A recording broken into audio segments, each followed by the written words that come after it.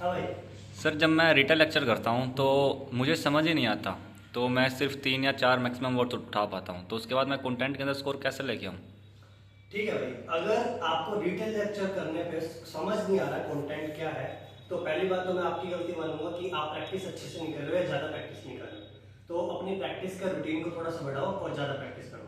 Secondly, अगर आपको थोड़ा कंटेंट ही समझ आ रहा है या फिर जो ऑडियो की लेंथ है वो छोटी है, ठीक है, 20-25 सेकंड के जिसमें आपको कम कंटेंट ही ग्रैब कर पा रहे हो, आप क्या कर सकते हो कि आप उसी कंटेंट को बार बार बार बार रिपीटेशन पे बोल सकते हो 20-25 सेकंड तक, बट क्लैरिटी के साथ।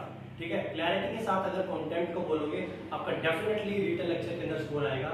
I have used this trick and I have sent so many students who have used this trick and they have got their scores। skills के अंदर भी उनका 90 आउट ऑफ 90 है एंड ओवरऑल भी बहुत सारे स्टूडेंट्स का 90 आया है स्पीकिंग के अंदर।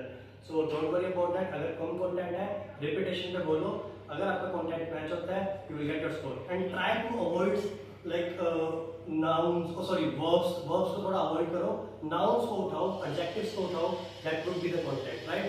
If you have any other problem related to PT, message us at 8302487367 and don't forget to subscribe to our channel।